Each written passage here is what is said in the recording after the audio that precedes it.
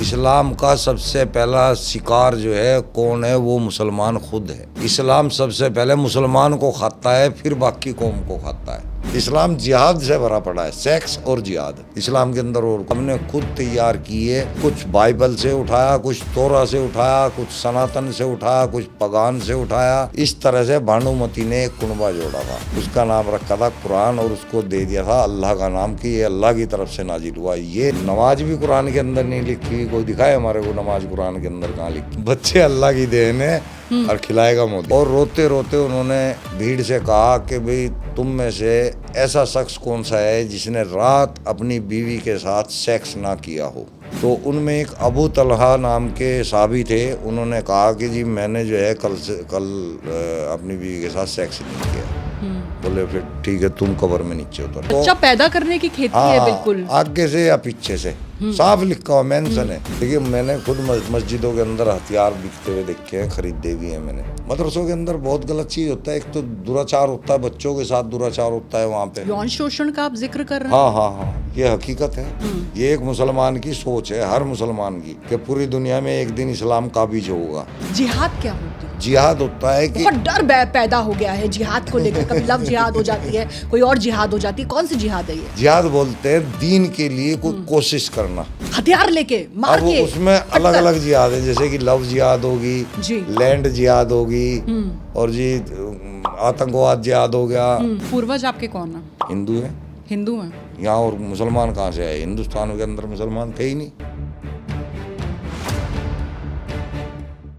Raw and real with Kavita Singh, powered by. एक cup Advika T बनाए हर पल खास, प्रीमियम टेस्ट, नेचुरल फ्रेशनेस और वेलनेस का perfect blend. Order now at www.advikatea.com, जहां हर कप हो खुशियों की चुस्की के साथ, आपकी अपनी चाय के नाम। सलीम जी, बहुत बहुत स्वागत है आपका। बहुत बहुत शुक्रिया आप लोगों का बुलाने का। आपने बहुत बड़ी बात कही। आपने कहा कि कुरान में कोई ऐसी आयत नहीं है जिसको देखकर कोई भी गैर इस्लामी इस्लाम को कबूल कर ले। है ही नहीं है, कोई भी नहीं। हमारे को करवाओ कबूल, अगर कोई ऐसी आयत है दिखाओ। आपको करा दो और किसी हिंदू को करा दो, पर कराओ, दिखा के कराओ कि ये आयत है। हम सुनना चाहते हैं कि कौन। यानी जो लिखा नहीं है, आप तो बहुत बड़ी बात कह रहे हैं। आप कह रहे हैं जो लिखा नहीं है उसका भी प्रचार हो रहा है। हाँ, वो जो मोहम्मद पे जाकिर नायक जितनी बड़ी बड़ी बातें करते हैं, वो जाकिर तकड़ा नालायक है। वो फंसा नहीं ना किसी एक्स मुस्लिम के सामने अभी तक, जब तक उसकी तुत्ती चल रही है। आपने सरनेम बदल दिया, जाकिर नायक को जाकिर नालायक बना। वो नालायक ही है वो। जिस दिन हम किसी भी एक्स मुस्लिम के सामने उसको बैठा दिया ना, वो उसी दिन छोड़ के भाग जाएगा सब कुछ। वो जवाब नहीं दे पाएगा। वो सिर्फ उनको बोलता है जाके जो उसकी सुनते हैं। एक बंदे ने सवाल किया था सिर्फ पाकिस्तान के अंदर, तब से भागा फिर रहा है जाकिर नायक। पाकिस्तान में जगह नहीं मिल रही उसको। तो सच्चाई बड़ी चीज होती है। मैं एक जमात जिहाद है, वो लोगों के घरों घरों में जाके लोगों को सिखाते हैं, घरों घरों के अंदर जाके, मुसलमानों को भी और हिंदुओं को भी। अबे तुम साले अपनी जन्नत पूरी करो ना, तुम्हारे को लोगों से क्या लेना बे। इम्तिहान देने के लिए तुम आए हो, अपनी जिंदगी को ऐसी बना लो, फट जाओ, जाके चलो जन्नत में। अल्लाह मियाँ तो खुद कह रहा है ना, तुम दीन के लिए मर भी जाओगे तो अच्छा है, मैं जन्नत दूंगा। तो मरो और दफो हो यहाँ से। इसको क्यों नरक बना रहे हो भाई? तुम अपना जन्नत पक्की करो, यहाँ क्या कर रहे हो? क्या आपको कभी इस बात का भी एहसास हुआ कि कहीं ना कहीं जो कुछ भी यहाँ पर हो रहा है उससे पाकिस्तान स्पॉन्सर कर रहा है? हाँ, और जो आतंकी वहाँ पर बैठे हुए हैं, जो वहाँ स्लीपर सेल काम कर रहे हैं, आपको लगता है कहीं ना कहीं वो भी स्पॉन्सर कर रहे हैं? इस्लाम के बारे में लोगों को सच बता रहे हैं, मुसलमानों को, ताकि इतने लंबे टाइम से जो फंसे हुए हैं हमारे पूर्वज, हम भी फंसे हुए थे, हम चाह रहे हैं हमारे बच्चे ना फंसे। वो शिक्षाओं की तरफ चले जाएं, डॉक्टर बने, इंजीनियर बने, देश के लिए वैज्ञानिक बने, कोई बड़ी बड़ी हस्तियां बने। पढ़ेंगे तो बनेंगे, मदरसे में थोड़ा ही जाके बन जाएंगे। मदरसे में तो निकल गया तो बम फोड़ेंगे कहीं पे, या फिर केले की रेडी लगाएंगे या पंचर लगाएंगे, इससे ज़्यादा तो और कुछ नहीं, क्योंकि ज्ञान ही नहीं लेना कुछ। मदरसों की तालीम पर आपको एतबार नहीं है? वो किसी काम की तो हो ना तालीम। आपने देखा कभी अरबी की तालीम किसी इंसान के काम आई हो? कोई ऐसा एक इंसान मुझे बता दें जाकिर नाइक वगैरह को छोड़ के, क्योंकि ये तो दुनिया का बेवकूफ़ बना के पैसा कमा रहे हैं। नहीं तो ये लैंग्वेज जो दीन की लैंग्वेज है, इससे किसी को कोई बेनिफिट नहीं है और कोई फ़ायदा नहीं है इस तालीम का। पूर्वज आपके कौन है? हिंदू है। हिंदू हैं। यहाँ और मुसलमान कहाँ से आए? हिंदुस्तान के अंदर मुसलमान थे ही नहीं। इतिहास उठा के तो आपको देखो। लगता है सबसे सबसे जो पुराना धर्म है सनातनी, वही धर्म आपका भी है कुल मिला के? अब देखिए, सनातन को बिगाड़ रखा है लोगों ने, तो मैं सिर्फ सनातन तक ही सीमित हूँ, उससे आगे में नहीं।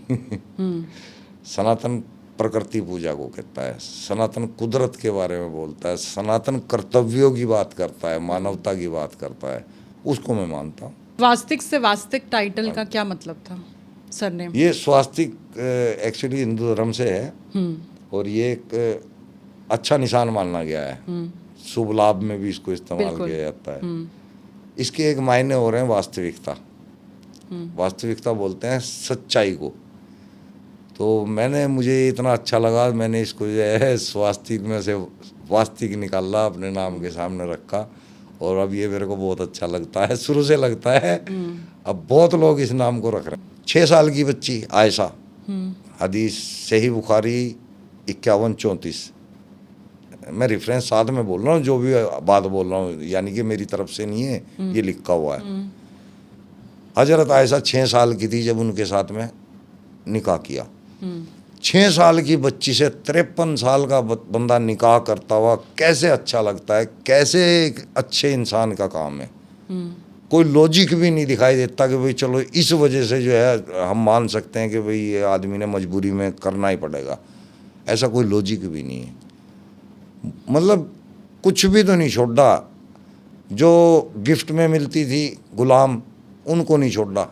रिहाना थी और मारियाल किब्तिया थी, खुद की बहू जैनब पुत्रवधू, उसके साथ डिंग डोंग शुरू। उसको अपनी मतलब घरवाली तो नहीं बनाया, निकाह तो नहीं किया, लेकिन उसके साथ भी शुरू। कमाल है भाई, हमारे यहाँ तो बहू होती है ना तो वो तो हमारी बेटी की तरह होती है। हम तो अगर गलती से उसके सिर का दुपट्टा भी गिर जाए तो हम अपना मुंह घुमा लेते हैं, अगर गलती से उसका गला खुला दिख जाए तो हम अपनी आंखों को फेर लेते हैं। मैं बंधी हुई थी, कब्र में नीचे उतार दिया था। अब कब्र के आसपास सभी लोग इकट्ठे होते हैं ना, खड़े रहते हैं मट्टी डालने के लिए। तो ये जो हदीस है मैं बता रहा हूँ, इसका सही बुखारी से है, जो कि कुरान के बाद मानी जाती है सबसे ज़्यादा। सही बुखारी की 1285 नंबर के साथ बता रहा हूँ। और रोते रोते उन्होंने भीड़ से कहा कि भाई तुम में से ऐसा शख्स कौन सा है जिसने रात अपनी बीवी के साथ सेक्स ना किया हो। क्या बात कर रहे हैं आप? जी। तो उनमें एक अबू तलहा नाम के साहबी थे, उन्होंने कहा कि जी मैंने जो है कल अपनी बीवी के साथ सेक्स नहीं किया। बोले फिर ठीक है, तुम कब्र में नीचे उतर जाओ। क्या करोगे? वही हम पूछ रहे हैं कि क्या करवाने के लिए उतारा था भाई, हदीस इतनी है बस। यानी इशारा तो, संकेत तो यही है कि मरी हुई बच्ची को भी बख्शा नहीं जाएगा। मतलब आगे तो लिखा हुआ नहीं है कि भाई क्या कराने के लिए उतार रहे थे, कोई कारण नहीं पता चल रहा कि भाई लेकिन सवाल अगर आपने ये पूछ लिया है कि भाई आपने शारीरिक संबंध बनाए कि नहीं बनाए तो आप कब्र में उतरिए, तो फिर हम क्या, इसके क्या मायने निकालें? और एक रात का रुका हुआ बंदा ही क्यों चाहिए था उसको? भाई तुमने कल से नहीं किया, तुम आ जाओ, तुम्हारी परफॉर्मेंस अच्छी रह जाएगी, इसका मतलब ये लिखा हुआ है, इसलिए हमें पता चल गया। मरी हुई बच्ची भी सुरक्षित नहीं है। अब देखो जी, इसके मायने आप खुद भी देखो, मैंने तो क्लियर ही कह दिया, जो लिखा हुआ है सेम टू सेम। संकेत तो बिल्कुल यही है कि मरी हुई बच्ची भी सुरक्षित नहीं है यहाँ पर। हाँ, रेफरेंस के साथ बोल रहा है, कोई भी मुसलमान हिंदू कोई भी जो है चेक कर सकता है, लिखा हुआ होगा वहाँ पे। लेकिन तो महिलाओं ऐसी मानसिकता थी उनकी। महिलाओं के प्रति इस तरह की मानसिकता क्यों? महिलाओं को तो उन्होंने कुछ समझा ही नहीं ना, खेती बता दिया महिलाओं को तो कि बस ये तो खेती है, इसको जो बच्चा पैदा करने की खेती है, बिल्कुल आगे से या पीछे से साफ लिखा हुआ मेंशन है कि ये तुम्हारी खेती है, इनको आगे से जो। लेकिन महिलाओं ने भी विरोध नहीं किया। ट्रिपल तलाक एक ऐसा मुद्दा था, कम से कम उसको लेकर तो बहुत विरोध होना चाहिए, मुखर भी थी वो। लेकिन हलाला कुछ लोग हुए हैं उसमें सामने, कुछ लोग आई हैं सामने, लेकिन मैक्सिमम खुश हैं, यानी कि तलाक में खुश हैं। कुत्तों को मारने का आदेश दे रहे, काले कुत्तों को जहाँ देखो वहाँ मार दो। भाई कुत्तों से क्या दुश्मनी है भाई तेरी? बच्चों के अंदर से पता लग रहा है, हम नहीं बता रहे, ये सब कुछ मैं नंबर के साथ। यानी कुरान को पढ़ा तो पहले ही आपने बचपन में, लेकिन जब समझा तो आपका मोह भंग हो गया। हाँ जी, फिर हमें पता था, फिर और अच्छे से पढ़ते रहे तो फिर तो बिल्कुल परतें खुलती चली गई, साफ पता चल रहा है कि मोहम्मद साहब ने अल्लाह का नाम यूज करके अपने नाम से एक निजाम चलाया है। अच्छा, ये मैं वो बातें बता रहा हूँ जो लिखित में है, जो लिखी हुई है। अब इसके अलावा भी फिर मैंने सोचना शुरू करा, यार हदीसों के अंदर मोहम्मद साहब के बारे में इतना गलत गलत कैसे लिखा हुआ है। इसका मतलब या तो हदीस लिखने वाले मोहम्मद साहब से चिढ़ते होंगे या फिर मोहम्मद साहब गलत है, दोनों में से एक ही बात है। तो मैंने कहा इतिहास देखते हैं उठा के। मैंने बहुत कोशिश की पढ़ने की, बहुत इधर उधर से किताबें उठाई, इंटरनेट पे सर्च किया, तो मुझे इतिहास में मोहम्मद साहब का अरब के अंदर कोई इतिहास में जिक्र ही नहीं मिला। 632 ईस्वी में मोहम्मद साहब पैदा हुए, 632 से लेके 800 तक कोई भी इतिहास में ना तो मोहम्मद साहब का नाम मिलता, ना आयशा का मिलता, ना अबू बकर का। नींद से बेहतर है नमाज नहीं, वो सलात है। सलात क्या चीज़ है? हमने सुबह से शाम तक क्या काम किया, ध्यान में बैठ के उसके बारे में सोचना। सुबह हम उठते हैं, वो सलात करनी है कि शाम तक हमने जो काम करना है उसके बारे में ध्यान करना है कि हमने कैसे करना है, सब कुछ अच्छे से करना है, वो सलात है। मदरसों में होता क्या है, आपने क्या महसूस किया है? मदरसों के अंदर देखिए, वैसे क्योंकि तो जब छापेमारी होती है तो कुछ इस तरह की चीज़ें होती हैं जो एतबार के काबिल नहीं होती हैं। वहाँ पर ऐसा लगता है जैसे आतंकियों को ट्रेनिंग दी जा रही है, इस तरह के भी खुलासे होते हैं। लेकिन आपने क्या महसूस किया? आपने जब करीब से देखा तो आपने किस तरह का घोटाला वहाँ देखा है? देखिए, मैंने खुद मस्जिदों के अंदर हथियार बिकते हुए देखे हैं, खरीदे भी हैं मैंने। क्या बात कर रहे हैं? हाँ, ये काफ़ी टाइम की बात है, जब वो हिंदू मुस्लिम फसाद हुआ था, खुद अपनी आंखों से देखा था। उसमें मेरे बाबरी के वक्त की बात आप बता रहे हैं? नहीं, ये राम मंदिर का जो चला था ना, आडवाणी साहब जब लेके गए थे रथ यात्रा शामली के अंदर, जी, तब की बता रहा हूँ जी। उस टाइम हम भी इसमें शामिल रहे। हम भी ये सोचते थे कि ये तो मुसलमानों के खिलाफ हो रहा है, ये तो हमारे को मारने के लिए हो रहा है। यानी कि जो ब्रेन वॉश किया जा रहा था, आप उसमें आ गए? हाँ, तो इसी तरह आज के बच्चे आते हैं। तो हथियार ने आपने खरीद लिया था वहाँ से? हाँ, उसी से मेरे भाई की मौत हुई थी। वो ऊपर से बॉम्ब जो है ज़मीन पे गिर गया था और चीथड़े उड़ गए थे। मेरा सगा भाई नहीं था, मेरे मामा का लड़का था। ये मस्जिद के भीतर की बात है, अगर आप बताएं? नहीं, मस्जिद के बाहर की बात है। आप लोग वहाँ से हथियार लेकर आए, फिर हुआ क्या था? बस वो झगड़ा चल रहा था, उसी के लिए लाए थे, लेकिन कुछ कर नहीं पाए। मतलब वो पहला ही बॉम्ब जो है उसके भाई के पैरों में फट गया था, तो तब से थोड़ा आंखें भी खुली, समझ में आने लगा कुछ। मदरसों के अंदर बहुत गलत चीज़ होता है। एक तो दुराचार होता है, बच्चों के साथ दुराचार होता है वहाँ पे। यौन शोषण का आप जिक्र कर रहे हैं? हाँ, ये हकीकत है और ये मुसलमानों को पता है। आपने देखा है ऐसा कुछ होते हुए? आपकी जानकारी में है, कभी हुआ? मेरे सामने 4-5 किस्से हुए हैं। खुद हमारी शामली के अंदर जो मस्जिद है हमारे मोहल्ले की, उस मस्जिद के अंदर तब मैं छोटा ही था, कोई 16-17 साल की उम्र होगी। एक हाफिज ने एक बच्चे के साथ में दुष्कर्म किया, पकड़ा गया। उसको मोहल्ले वालों ने बाहर निकल के इसको मारा पीटा और भगा दिया। फिर उस बात को दाब लिया जाता है। पुलिस के हवाले नहीं किया? नहीं, उसके खिलाफ कोई कार्रवाई नहीं की? पीड़ित बच्चे के परिवार ने भी नहीं की? किसी ने भी नहीं, कुछ भी नहीं करते। बस उसको लास्ट में मस्जिद से भगा देते हैं ताकि इस्लाम बदनाम ना हो। 30 या 40% बच्चे ऐसे होंगे जो वहाँ से ठीक ठाक आते हैं, नहीं तो 60% बच्चों के साथ दुष्कर्म होता ही होता है। देखिए, वीडियो तो आते हैं सामने, सबके नहीं आ वीडियो आते पाते, हैं, सबके नहीं आ पाते। लेकिन आप कह रहे हैं कि उसकी तादाद बहुत छोटी होती है, बहुत कम होती है। जो सामने आ रही है ना तादाद वीडियो वगैरह की, बहुत ही ना के बराबर है। इतने काम होते हैं, यानी कि काम कहाँ, कांड? ये तो आप कांड बता रहे हैं। आप कांड ही तो है ये। इतने कांड होते हैं, उनमें से कुछ कांड सामने आ पाते हैं, और जो कुछ आए हैं ना वो भी इतने हैं कि हद है उनकी। लेकिन बच्चों को क्यों शिकार बनाया जाता है? अब वो दूर दूर के तो रहने वाले होते हैं मौलवी मदरसों के अंदर। कोई किसी का घर 500 किलोमीटर, किसी का 400 किलोमीटर, किसी का 600 किलोमीटर। अब उनकी जिस्मानी इच्छा जो है वो ये तो नहीं बांध के तो नहीं रख सकते।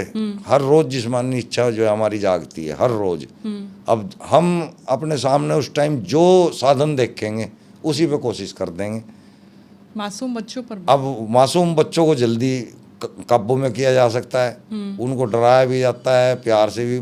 100 तरह के फंडे हैं इन लोगों के, तो मासूम बच्चा जल्दी फंस जाता है। मजहब को लेकर शिक्षा देते हैं और फिर इस तरह का वही लोग, आपके भीतर क्या नियंत्रण है? हाँ, वही लोग देख लो, हमें अल्लाह अल्लाह अल्लाह के बारे में वही सिखाते हैं, वही जन्नत दोजख के बारे में सिखाते हैं, और वही हमारे बच्चों के साथ में इस तरह जो है हरकत करते हैं। नहीं है यानी आंख नहीं खुली है अभी तक लोगों की। नहीं देखिए तो- हथियार बिकते हुए आपने देखे, हाँ। बच्चों के शोषण के किस्से आपने बता दिए हैं। हाँ जी। इसके अलावा तालीम किस तरह की दी जाती है भाई, कि तालीम- पंचर के अलावा कुछ बना ही नहीं पाते हैं, बिरयानी बेचते हैं, पंचर बनाते हैं, यही काम हो रहा है। देखो जी, कुरान और हदीस की तालीम देते हैं वहाँ पे।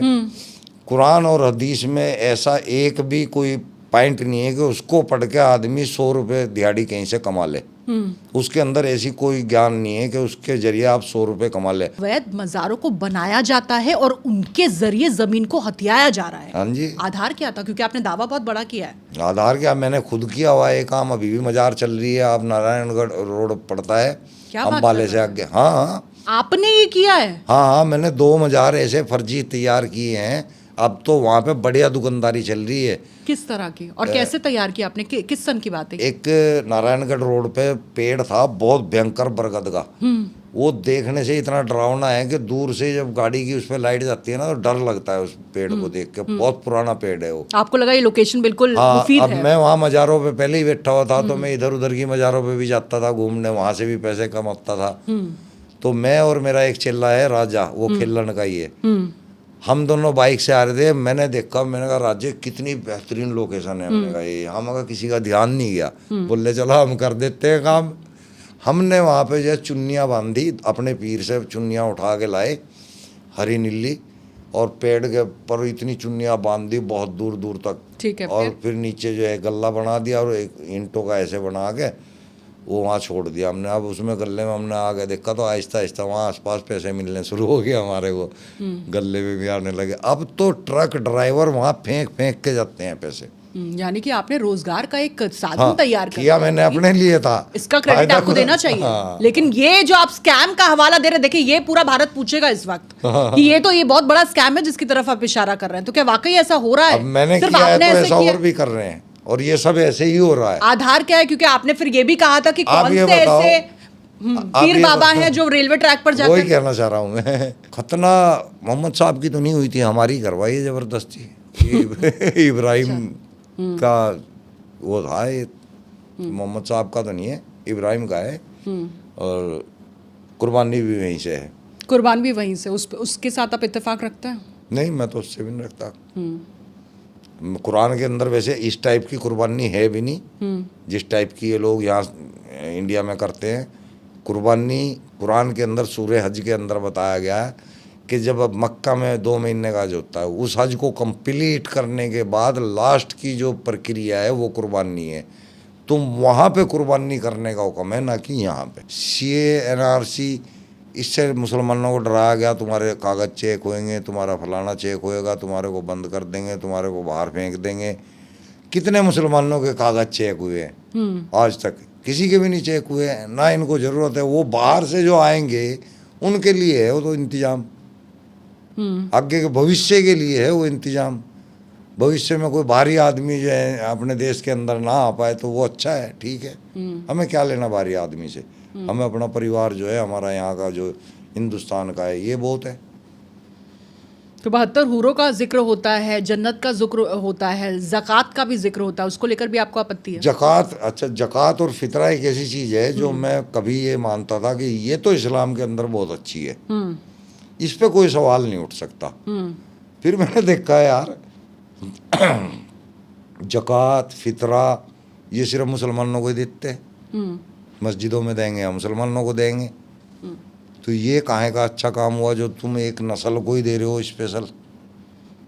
उसके बाहर क्या इंसान नहीं है? उसके बाहर क्या मददगार नहीं है? मदद की ज़रूरत नहीं है लोगों को? तो ये भी बहुत बुरा काम है। ये सिर्फ ज़कात और फितरा मुसलमान को ही देता है, तो ये कोई अच्छी चीज़ नहीं है। ये फ़र्क पैदा कर रही है इंसानों में, ये भी बढ़िया नहीं है। ट्रिपल तलाक मुसलमान औरतों के लिए एक संजीवनी बूटी मिली है उनको। अब उनको उस डर का, उस तलाक का डर नहीं रहा जो चुटकियों में हो जाता था काम, निकल गई वो उससे। ये हलाला भी खत्म होना चाहिए। आप शादीशुदा महिला हैं, मुसलमान हैं, आप शादीशुदा महिला हैं, और आप सिर्फ इस डर के साए में जी रही हैं कि किसी वक्त मेरे मियाँ को ये लग जाएगा, गुस्सा आ जाएगा, हो सकता है मैंने चाय में शक्कर ज्यादा डाल दी हो, और वो एकदम से गुस्से में आ जाएगा और वो 3 बार कह देगा तलाक तलाक तलाक, और फिर हो गया तलाक। फिर जब उसे लगेगा नहीं मैंने शायद कुछ गलती कर दी है, तब होगा हलाला, और फिर होगी मियाँ के पास घर वापसी। हाँ, एक डर ये भी बहुत तगड़ा है कि अगर आपकी बीवी हैज के महीने में भी है, आप समझ नहीं पाएंगे शायद हैज पीरियड्स आप बोल रहे हैं। हाँ, आप उसमें भी अगर उसको सेक्स करने के लिए कहेंगे ना, अगर वो मना करेगी तो आप उसको डराओ, फेंटी मारो, नहीं तो तलाक से डराओ उसको। अब वो डर के मारे बेचारी सब कुछ करेगी। किस हद तक शोषण किया जा रहा है औरत का, महिला की कोई इज्जत नहीं है। इस्लाम के अंदर 2 कौड़ी की इज्जत, हालांकि महिला खुश हैं। अब वो खुश यूँ है क्योंकि कुएं का मेंढक कुएं तक की जानता है, उसके बाहर का उसे पता ही नहीं है। तो हमारी मुसलमान औरतें बुरखे में भी खुश हैं, नकाम में भी खुश हैं, अशिक्षित रह के भी खुश हैं, पिटाई से भी खुश हैं, तलाक से भी खुश हैं, हलाले से भी खुश हैं, जबकि ये सारी चीज़ें उसको खा रही हैं। उसको इतनी भी इजाज़त नहीं है कि वो अपनी शादी खुद कर सके। एक आदमी को पूरी शादी की अपनी इजाज़त है ना, वो कर सकता है, औरत को शादी की इजाज़त नहीं। लड़की अपनी मर्जी से कोई शादी नहीं कर सकती। तो उसको हर जगह बांधा जा रहा है, पर्दे में ढक दिया उसको, उसके ऊपर कोई यकीन नहीं है, साथ में बच्चे को लेके जा। इतनी बेड़ियाँ, हाँ। इतनी बेड़ियाँ। मुझे ये महसूस हो रहा है सलीम जी कि अगर आप इतनी बड़ी बात कह रहे हैं कि पीरियड्स के दौरान भी अगर पति चाहे, आपका मियाँ चाहे तो फिर आप पर दबाव डाला जा सकता है शारीरिक संबंध बनाने का, तो फिर कितने बच्चे पैदा किए जाएं? मुझे लगता है इस सवाल का जवाब तो कोई औरत अपने आप से दे ही नहीं सकती है। बच्चे इसमें भी जो पति चाहेगा वही होगा। हाँ। तभी फौज पूरी लग जाती है आपके यहाँ। बच्चे अल्लाह की देन है और खिलाएगा मोदी पालेगा उन्हें मोदी। फ्री के राशन के साथ। हाँ, आप मुस्लिम कॉलोनियों में जाके देखा करो, जो राशन के डिपो की दुकान होती है ना, वहाँ सुबह 5 बजे से पहले इतनी लंबी लाइन लग जाती है, बहुत लंबी लाइन। अच्छा। तो गरीब है, शिक्षित हैं, जब भी तो ये हाल है। मैंने तो नहीं देखा हिंदुओं को या किसी और अदर धर्म के लोगों को इस तरह राशन की दुकान में लगते हुए, या सरकार की नीति का फायदा इस तरह से उठाते हुए। सिर्फ यही कौम उठाती है, नीति का ये फायदा कौम उठाती गरीब है, है। लेकिन मोदी से बैर है। आपको लगता है मोदी और मुसलमान का जो रिश्ता है, देखिए आप उसे कैसे समझते हैं? मोदी जी बिल्कुल सिंपल राजनीति कर रहे हैं। विकास की, हाँ, विकास सिंपल। की या हिंदुत्व की, नहीं, क्या नहीं, कहेंगे आप? मेरे हिसाब से बिल्कुल सिंपल जो एक प्रधानमंत्री को काम करना चाहिए। मेरे हिसाब राजधर्म से। निभा रहे हैं वो। हाँ, मेरे हिसाब से तो देखिए गलती तो कहीं ना कहीं होती रहती है इंसान से। लेकिन जैसे सलीम कि जी, बड़ी बात यही है कि अगर आप कह रहे हैं कि वो सबके बारे में सोच रहे हैं, सबका साथ, सबका विकास, हालांकि सबका विश्वास पहले कहा जाता था, अब वो लाइन ड्रॉप कर दी गई है, लेकिन सबके विकास की वो बात कर रहे हैं। अगर मोदी से किसी तरह की नाराजगी है तो फिर जो योजनाएं, उनका लाभ लेने के लिए क्यों लोग सामने आ जाते हाँ, लेनी नहीं चाहिए, बायकॉट करो उसका हैं? योजना का। इसको लेकर कभी आपने देखा है किसी मस्जिद से अजान निकली है या वहाँ से कुछ इस तरह की बातें निकली हैं, लाउड स्पीकर से ये ऐलान किया गया है कि नहीं, हम किसी भी योजना का फ़ायदा नहीं उठाएंगे? नहीं, ऐसा नहीं होता। सुना आपने? नहीं सुना? नहीं, बल्कि वो तो और माइक लगा के बोल देते हैं कि भाई आज राशन बटेगा, लाइन लगा लियो। सलीम जी, वाकई? ओहो, रियल बता रहा हूँ जी मैं। वहाँ ऐसे मुसलमानों को बिल्कुल जाहिल बना दिया, और जाहिल आदमी फिर क्या करेगा? रोजी रोटी को दुखी होता रहेगा पूरी ज़िंदगी। मतलब बहुत दिल करता है हमारा भी कि मुसलमान को अच्छे हिसाब में देखें, हमारी भी इज्जत होगी कि भाई ये भी मुसलमान है। अभी हमारे को कहीं नाम बताना पड़ता है तो शर्म आती है कि मुसलमान का नाम सामने वाले के किस तरह का भेदभाव आप देखते हैं सलीम जी? किस तरह का भेदभाव आप देखते हैं जो आप देख पा रहे हैं, लेकिन ओवैसी या मौलाना या मौलवी ये नहीं देख पा रहे हैं? मतलब मुसलमानों के अंदर या अदर धर्म के अंदर? बाहर जाते हैं, देश के बाहर जाएंगे, भीतर भी आप मुसलमानों देखते हैं के कि लिए किस तरह बहुत का- बुरा होता है, ये बहुत बुरा देखते हैं लोग बाग, वाकई में इनको अच्छे से नहीं देखते। किसी भी देश में चले जाएं आप, हिंदुस्तान में भी अगर कहीं दूसरी बिरादरी में जाएंगे ना, तो मुसलमान को अच्छे से नहीं, ना तो सिख पसंद करता है इनको, ना हिंदू पसंद करता है इनको, ना ईसाई पसंद करता है इनको, कोई भी नहीं करता। नफरत करते हैं अंदर ही अंदर। कुछ लोग ऐसे हैं जो दोस्ती कर लेते हैं, उनको मतलब नहीं होता है इन चीज़ों से, धर्म मजहब से ज़्यादा मतलब नहीं रखते, वो दोस्ती करते हैं। उनके साथ भी कहीं ना कहीं फिर दगाबाजी करते हैं, उनको इस्लाम की नकली शिक्षा दे देगा, उनको कन्वर्ट करने की कोशिश करते हैं। ये भी एक जिहाद है।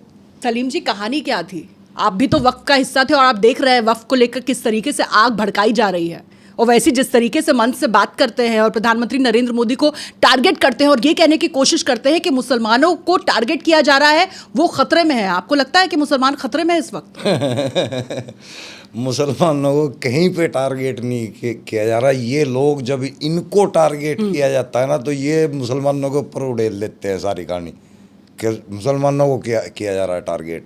मुसलमान बेचारे को उसको पता ही नहीं है कुछ भी इन चीज़ों के बारे में। उसको नॉलेज, उसे वक्फ बोर्ड के बारे में नॉलेज नहीं है मुसलमान को। वक्फ बोर्ड चीज़ क्या है, इसका काम क्या है, मुसलमान को इतनी भी नॉलेज नहीं है। अगर उसको इतनी नॉलेज हो जाए ना, तो ये वक्फ बोर्ड ही ख़त्म कर देंगे, मुसलमान ही ख़त्म कर देंगे खुद। लेकिन ऐसे देश में सलीम जी, जहां पर ये कहा जा रहा है कि रेलवे से ज़्यादा, रेलवे की बात करें और उसके बाद बाकी चीज़ों की बात करें, इतनी बड़ी संपत्ति वक्फ के हाथ में है और वक्फ को लेकर अब मुसलमानों को भड़काने की कोशिश, ब्लैकआउट, बत्ती गुल करने का भी आह्वान किया जा रहा है। ये तो वो संपत्ति है जो आपको दिखाई दे रही है। एक संपत्ति वो भी है जो कि जिसका असली नाम वक्फ है। वक्फ के मायने होते हैं कि अपनी चल अचल संपत्ति को दान कर देना, उसको वक्फ बोलते हैं। तो पता कितने लोगों ने अपनी अरबों खरबों की संपत्ति, धन भी है जिसके अंदर ज़मीन भी है, जायदाद भी है, वो सब कुछ वक्फ को दी हुई है। वक्फ कहाँ रहे, वो बेच के खा जाते हैं। किसी को 999 रुपये में बेच देते हैं। क्या इन्होंने 999 रुपये लिए थे? अरबों रुपया लिया है। वो सब मौलाना खा जाते हैं। अंदर की बात है, ये पब्लिक को पता ही नहीं चलता है। और ऐसे एक नहीं, हजारों स्कीम होते हैं। लेकिन जिस तरह से मुसलमानों को भड़काने की कोशिश की जा रही है, आपको लगता है सलीम जी मुसलमानों को ही नहीं आना चाहिए, मुसलमानों को सुनना ही नहीं चाहिए। मुसलमानों को तो खुद वक्फ बोर्ड से पूछना चाहिए कि भाई आप लोग मुसलमानों के लिए क्या कर रहे हैं। वो कब्रिस्तानों की जगह दे रहे हैं, कब्रिस्तानों की जगह खुद की मुसलमानों की है, वो क्या देंगे। मस्जिदों की जगह दे रहे हैं, वो खुद मुसलमानों की है, वो क्या देंगे।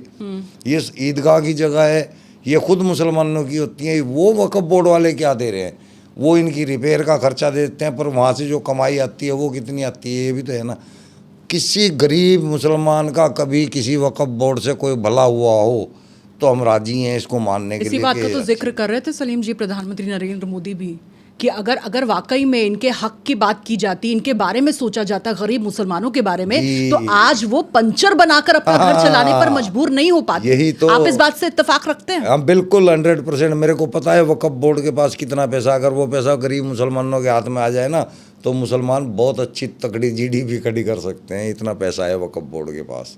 आप भी तो कभी हिस्सा हुआ करते थे। वो कहानी क्या थी सलीम तो जी? मैं तो एक, देखिए, मतलब पाखंड के तहत अपनी कमाई के तौर पे गया था और मैंने वहाँ पे वही किया। मैं भी पाखंडी था उस टाइम, लेकिन वहाँ रहते रहते कुछ हादसे ऐसे हुए जिनकी वजह से मेरी आँख खुली और मैंने उसके खिलाफ़ वहाँ से स्टार्ट कर दिया बोलना। मैं वहाँ मज़ार पे बैठा हुआ था, वहाँ पे कोई गरीब औरत थी, वो मेरे पास आई थी। मैंने उससे 5100 रुपये फीस ली थी। मुझे उसके हालात पता ही नहीं थे कि क्या हालात है। मुझे तो सामने से कस्टमर दिख रहा है। फिर वो दोबारा आई, दोबारा भी मैंने उससे 5100 रुपये की ली, तो दोबारा भी उसने हाँ कर ली देने की। तो जब उसके भाई से मुझे पता लगा कि अपने कानों की बाली जो है किसी के पास गिरवी रख के, तब समस्या मेरे पास लेके आई थी। और उसके बाद जो 5100 रुपये उसने देने थे, तब पता नहीं बेचारी क्या रख के देती। वो मुझे बहुत चोट लगी दिल को। मैं कहा यार कैसे कैसे लोगों के पैसे खा रहे हैं हम यहाँ बैठ के। कितने गरीब लोग दुखी हो के यहाँ पे आते हैं उम्मीद लेके कि हम यहाँ पे जो है उसको आराम दे देंगे, पीर बाबा लेटे हुए हैं, इससे उनको आराम आ जाएगा। वो तो यही सोच के आते हैं ना, उन्हें थोड़ा ही पता है कि हम वहाँ ठग बैठे हुए हैं। सभी बैठे हैं, सारे टोटल ठग हैं जितने भी हैं।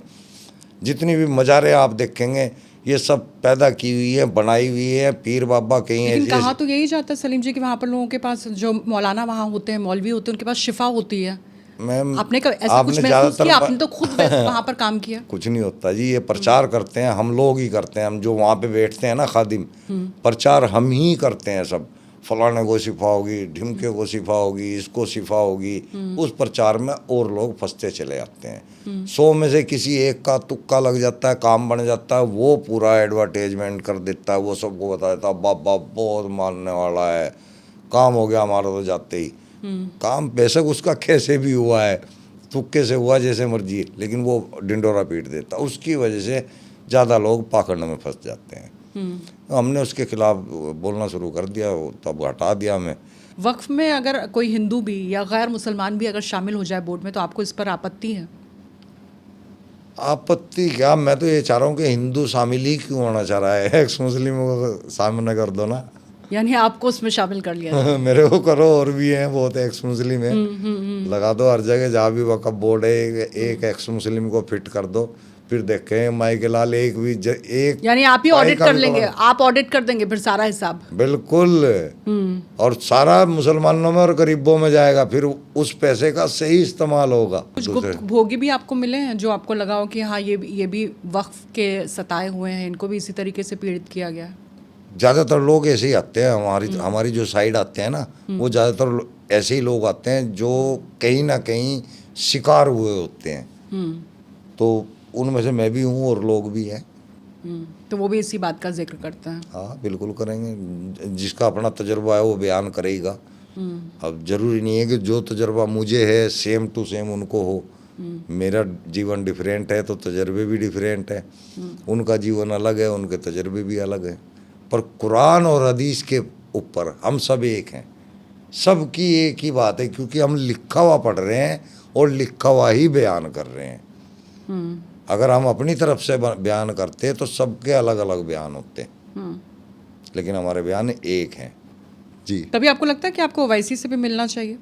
जिस तरह से उनको ऐसा लग रहा है कि मुसलमान खतरे में है, वो आह्वान कर रहे हैं, मुस्लिम पर्सनल लॉ बोर्ड का भी वो हवाला देते हैं, वो ये कह रहे हैं कि हमें संविधान बचाने की ज़रूरत है, देश बचाने की ज़रूरत है, वक्फ बचाने की ज़रूरत है। आपको लगता है कि ऐसे लोगों से देश को बचाने की ज़रूरत है, ख़ासतौर पर मुसलमानों को? मेरे हाथ में अगर 2 दिन के लिए भी कुछ पावर सी आ जाए ना, मैं इनकी कमर नंगी कर करके ना ऐसी बेल्टें बजाऊंगा, होश ठिकाने लगा दूंगा इनके। यानी आपको ऐसा लग रहा है कि वक्फ बहाना है, मोदी निशाना है, बिहार चुनाव पर नजर है और उसी को लेकर रणनीति तैयार की जा रही है? इस्लाम का निजाम लाना है, प्लस ये भी जोड़ लो। अच्छा, इस्लाम का निजाम भी लाना है जी, ये आपको लग रहा है? पूरे ये वर्ल्ड एजेंडा में है?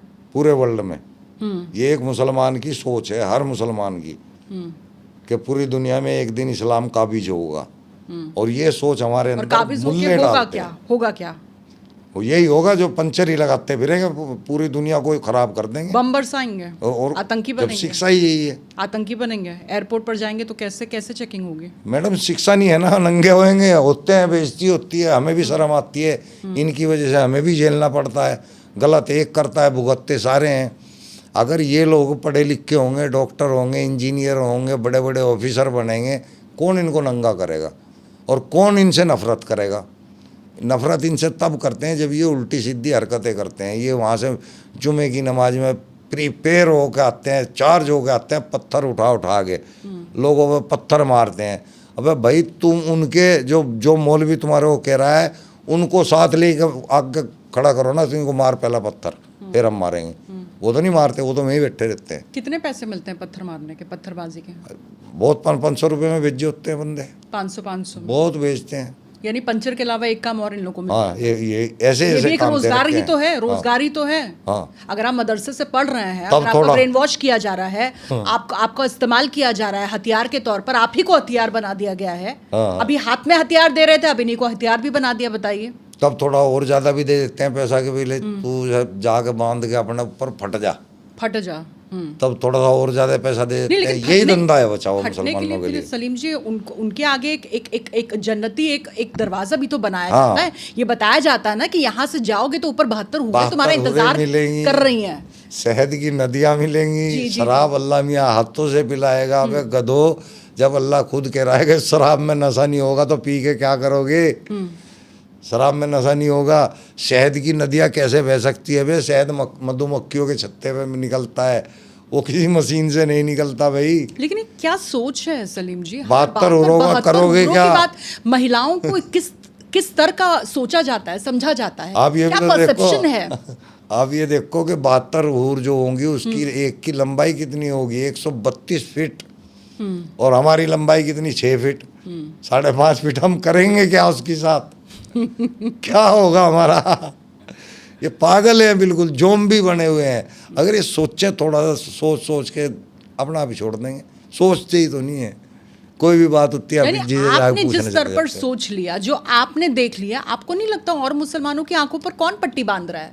मुल्ला ही कौन बांध पट्टी रहे बांध रहा हैं, है? मुल्ला ही बांध रहे हैं। मुतावल्ली की जो मोनोपोली, आपको लगता है अब कलेक्टर अगर आ जाएगा तस्वीर में, कलेक्टर की एंट्री हो जाएगी तो उनकी मोनोपोली खत्म हो जाएगी, बिल्कुल। उसी को लेकर जो दबदबा है वो खत्म हो जाएगा, इसी को लेकर ये अंदर फड़फड़ाहट है बिल्कुल बढ़िया, जो मंच से नजर आ रहा है। हाँ वो फड़फड़ाहट यही वजह है।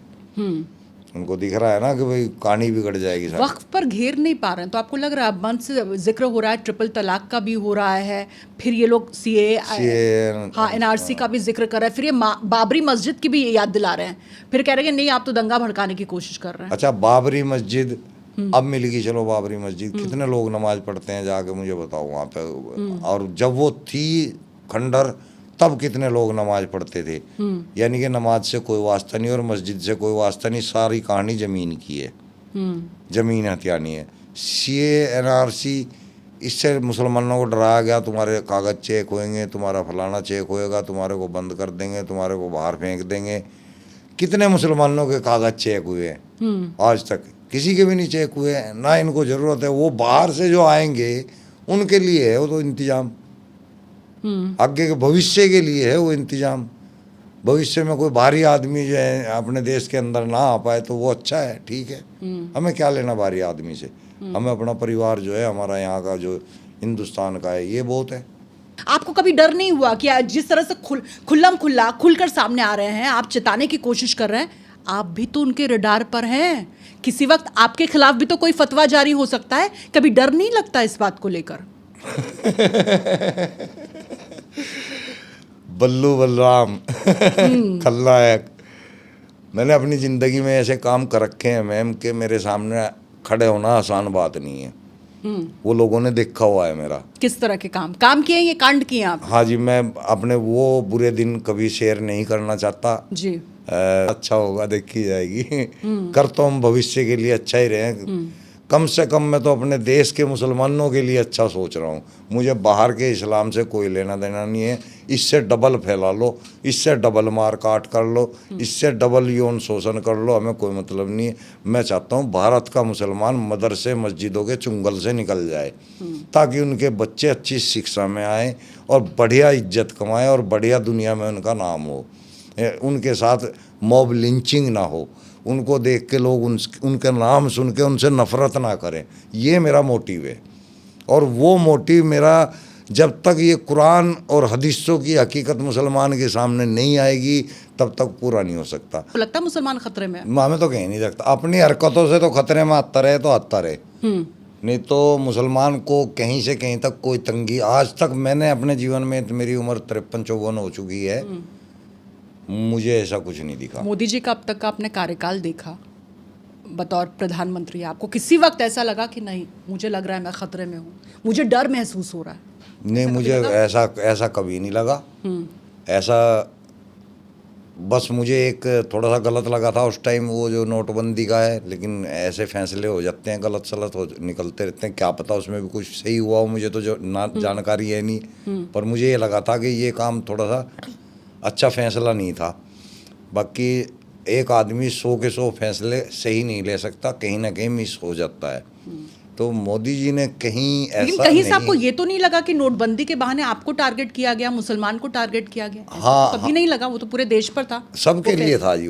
वो मुसलमान के लिए था ही नहीं है, सबके लिए था। सो वैसे कह रहे हैं कि नहीं वक्फ तो बहाना है, मुसलमान निशाना है। ये यही तो बनाते हैं इन्होंने। वो सीए के खिलाफ इसी तरह खड़े होकर कहा था कि मुसलमानों को टारगेट किया जा रहा है, आज तक किसी मुसलमान का कोई नुकसान नहीं हुआ। इसी तरह वक्फ बोर्ड को कह रहे हैं कि मुसलमानों के बीच में जबरदस्ती फंस रहे हैं। वो फंस रहे हैं भाई, हम जैसे मुसलमान भी चाहते हैं कि ये जो वक्फ बोर्ड की संपत्ति है ये सही जगह काम आए।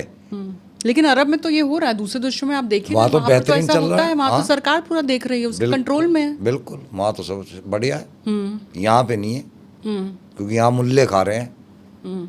एक स्पेशल कैटेगरी के लोग उस माल को खा रहे हैं। आप जितने भी ये बड़े बड़े मैंने नाम बताए हैं सब ऑडी गाड़ी लिए घूम रहे हैं, बड़ी बड़ी गाड़ियाँ इन पे मिलेंगी। कहाँ से आ रहे हैं इनके पास?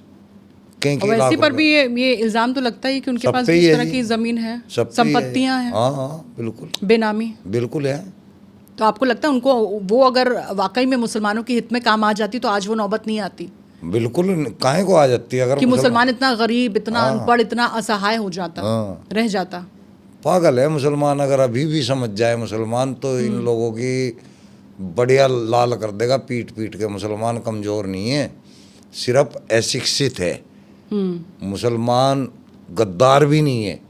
मुसलमान को गद्दार ये लोग बनवाते हैं, ये मुल्ले मौलवी ऐसी ऐसी हरकत करवाते हैं बच्चों से कि वो एक का करा हुआ सब के ऊपर टैग लग जाता है। वो बाकायदा प्लानिंग के साथ कराया गया था, उनको पैसा दे के कराया गया था काम।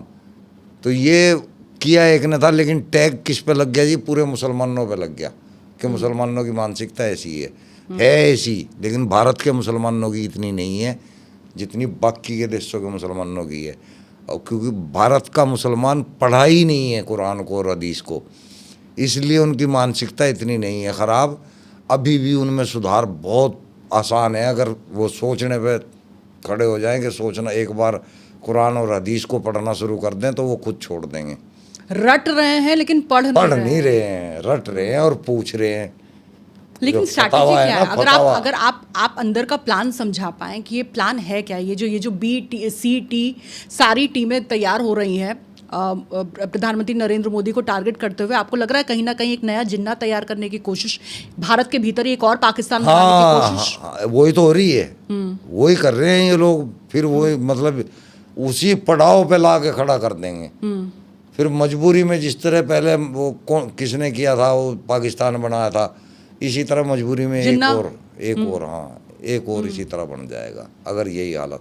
और बना के भी क्या उखाड़ा है इन्होंने पाकिस्तान की। आज पूरे वर्ल्ड में हालत देख लो, भिखमंगे हैं, कटोरा लेके खड़े हुए हैं। कुछ वैसे यहाँ पंचर बनाया जा रहा है, वहाँ कटोरा लेके एक और भिखमंगों का देश बनवा देंगे। बांग्लादेश बन ही गया। हाँ, अच्छा हिंदू इतना उदारवादी है, फिर 2-4 मुसलमानों को अपने पास रख लेगा, ये फिर कम्युनिटी बना लेंगे, फिर इकट्ठे हो जाएंगे, फिर एक और देश बनाएंगे। वही चल रहा है। आपको लग रहा है इस तरह की कोशिश की जा रही है? हुई ना, अभी तक तो ये दिख रहा सामने, हो तो रही है। जब सबको पाकिस्तान दे दिया गया था हमारे पूर्वजों को, जाओ भाई फिर पाकिस्तान में चले जाओ, और चलो अगर तुम्हें यहाँ रहने को दे दिया है तो यहाँ मेहमान बन के रहो ना भाई, इज्जत के साथ रहो ना भाई। तुम काहे को फिर इस्लाम काबिज करते फिर रहे हो यहाँ पे? काहे को तुम सरिये की बात करते हो भाई? यहाँ पे जहाँ सरिया है वहाँ से ले जाओ ना। यानी आप मान रहे हैं ना कि भारत की खूबसूरती यहाँ का भाईचारा है। हाँ, और उसी को खराब करने की कोशिश की जा रही है। हाँ, ये मोदी वर्सेस मुसलमान की जंग कहाँ तक, मौलाना की जंग कहाँ तक जाए? असल में आप देखेंगे ना तो मुसलमान नहीं है, हिंदू ही है। वो पहले से हिंदू है। उनके साथ दुर्घटना हुई है, उनके साथ अत्याचार हुआ है, हादसा हुआ है, हदीस वाला हादसा। हाँ जी, हाँ जी। तो वो ये मुसलमान बने। अगर इनको वो हादसा याद दिलाया जाए, इनको समझाया जाए कि भैया हमारे पूर्वज भी हिंदू थे, उन्होंने अपनी और तुम्हारी जान बचाने के लिए मुसलमान बने। और आज अगर मान लो वो कहीं ऊपर बैठे होंगे, देख रहे होंगे हमारे को कि यार देख मेरे बच्चे आज किस तरह इस्लाम को मान रहे हैं, हमने तो मजबूरी में जो है इस तरह जो है अपने जीवन को और इनको बचाने के लिए कबूल किया था, ये तो बिल्कुल ही पागल हो गए हैं।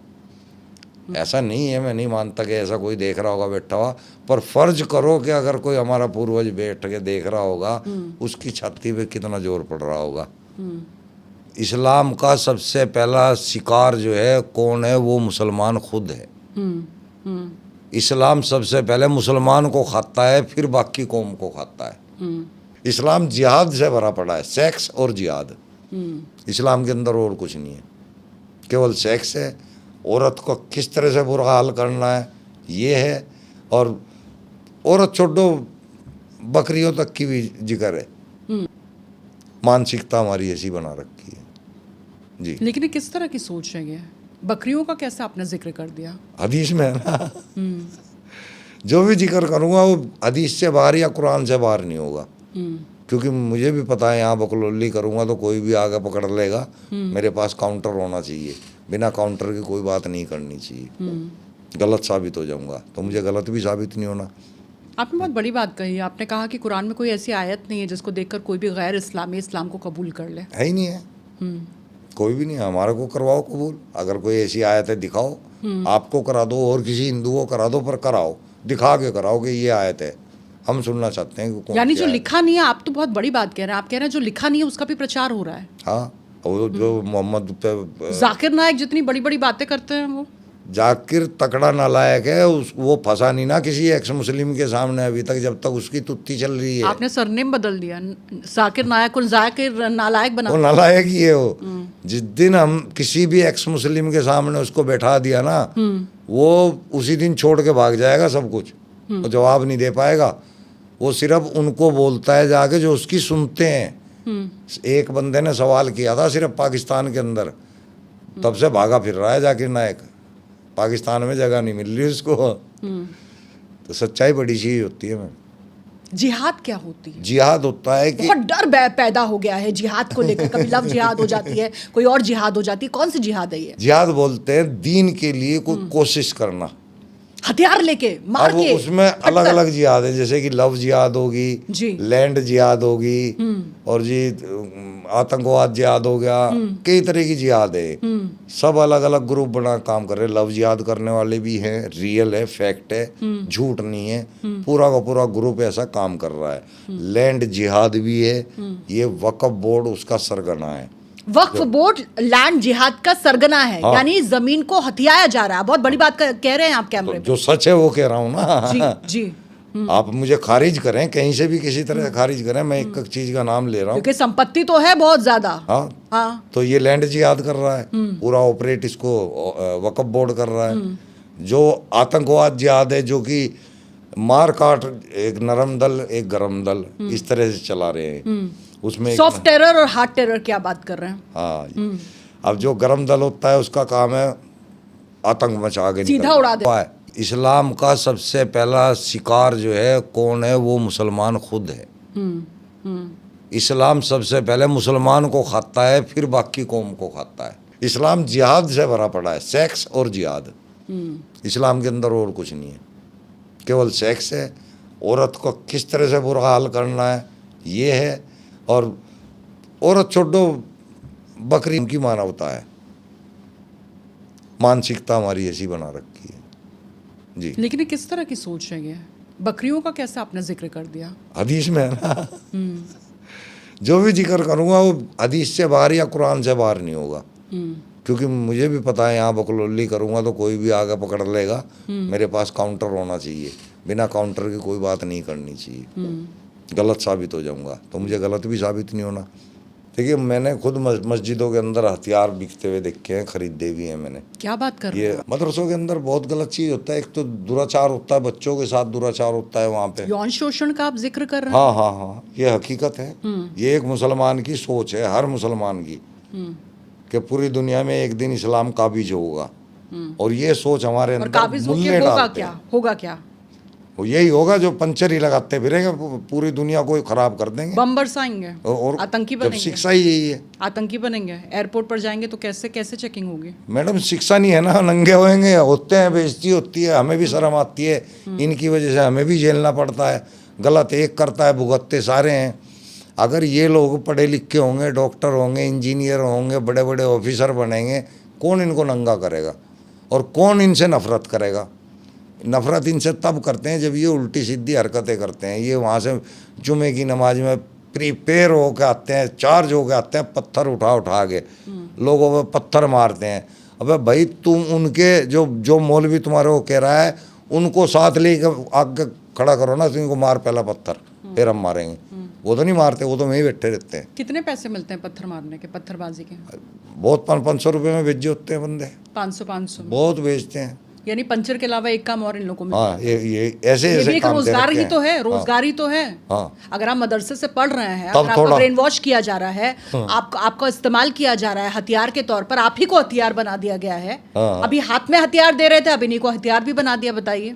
तब थोड़ा और ज्यादा भी दे देते हैं पैसा के, भी ले तू जाके बांध के अपने ऊपर फट जा, फट जा। तब थोड़ा सा और ज्यादा पैसा दे नहीं, देते हैं। लेकिन यही फटने- धंधा है बचाओ फटने मुसलमानों के लिए। सलीम जी, उनके आगे एक जन्नती एक दरवाजा भी तो बनाया हाँ। जाता है। ये बताया जाता है ना कि यहाँ से जाओगे तो ऊपर 72 हुए 72 तुम्हारा इंतजार मिलेंगी। कर रही हैं। शहद की नदियाँ जी, मिलेंगी, जी। शराब अल्लाह मियाँ हाथों से पिलाएगा। अबे गधो, जब अल्लाह खुद कह रहा है कि शराब में नशा नहीं होगा तो पी के क्या करोगे?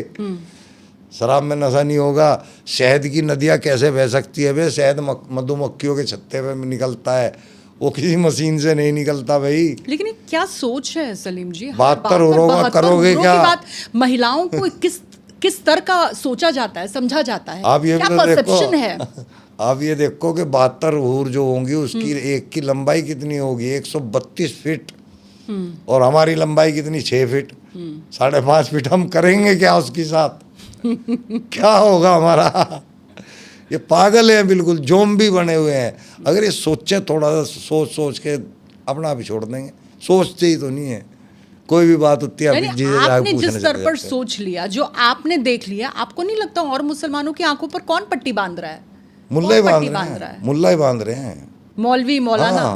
हाँ। जिहाद क्या होती है? जिहाद होता है कि बहुत डर पैदा हो गया है जिहाद को लेकर। कभी लव जिहाद हो जाती है, कोई और जिहाद हो जाती है। कौन सी जिहाद है ये? जिहाद बोलते हैं दीन के लिए कोई कोशिश करना, हथियार लेके मार के। उसमें अलग अलग जिहाद है, जैसे कि लव जिहाद होगी जी, लैंड जिहाद होगी, और जी आतंकवाद जिहाद हो गया।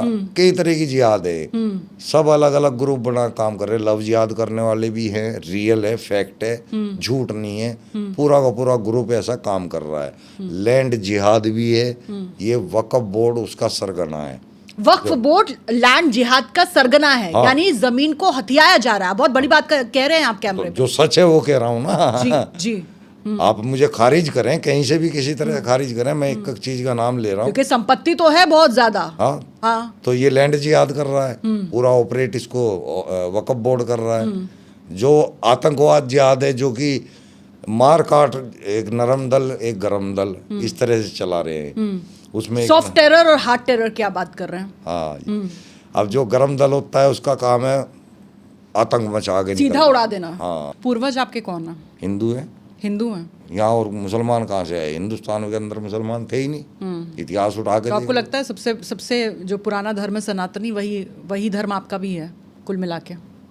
अब देखिए, सनातन को बिगाड़ रखा है लोगों ने, तो मैं सिर्फ सनातन तक ही सीमित हूँ, उससे आगे में नहीं। सनातन प्रकृति पूजा को कहता है, सनातन कुदरत के बारे में बोलता है, सनातन कर्तव्यों की बात करता है, मानवता की बात करता है। उस कुछ बाइबल से उठाया, कुछ तोरा से उठाया, कुछ सनातन से उठाया, कुछ पगान से उठाया। इस तरह से भानुमति ने एक कुनबा जोड़ा था, उसका नाम रखा था कुरान, और उसको दे दिया था अल्लाह का नाम कि ये अल्लाह की तरफ से नाजिल हुआ। ये यानी कि सेक्स करते थे। नमाज भी कुरान के अंदर नहीं लिखी हुई, कोई दिखाए हमारे को नमाज कुरान के अंदर कहाँ लिखी? बच्चे अल्लाह की देन है, और खिलाएगा मोदी। पालेगा उन्हें मोदी। मोहम्मद साहब बैठे हुए रो रहे थे, और रोते रोते उन्होंने भीड़ से कहा कि भाई तुम में से ऐसा शख्स कौन सा है जिसने रात अपनी बीवी के साथ सेक्स ना किया हो? क्या बात कर रहे हैं आप? जी। तो उनमें एक अबू तलहा नाम के साहबी थे, उन्होंने कहा कि जी मैंने जो है कल अपनी बीवी के साथ सेक्स नहीं किया। बोले फिर ठीक है, तुम कब्र में नीचे उतर जाओ। क्या करोगे? खेती बता दिया महिलाओं को तो कि बस ये तो खेती है, इसको जो बच्चा पैदा करने की खेती है। बिल्कुल आगे से या पीछे से साफ लिखा हुआ मेंशन है। यानी मुसलमानों को बहुत लंबे समय से गुमराह किया जा रहा था, लेकिन अब ये वक्त आ गया है, कम से कम वक्फ के बहाने तो इस वक्त की दरकार को समझिए और भीतर झांकने की कोशिश करिए कि कौन आपके साथ है और कौन मोदी का डर दिखाकर आपको बहकाने की कोशिश कर रहा है और आपके बहाने ही अपनी राजनीति को चमकाने की कोशिश कर रहा है। सलीम जी, बहुत बहुत शुक्रिया हमें वक्त देने के लिए। Thank you ji, thank you. जय हिंद, जय भारत। जय भारत।